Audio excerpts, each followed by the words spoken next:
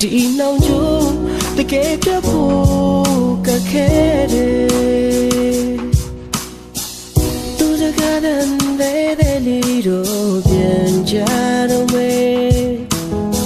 အနာနာမမင်းရှိမဲ့တင်နေ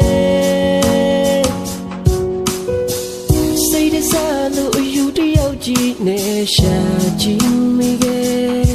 မဆိုင်တော့ဘူး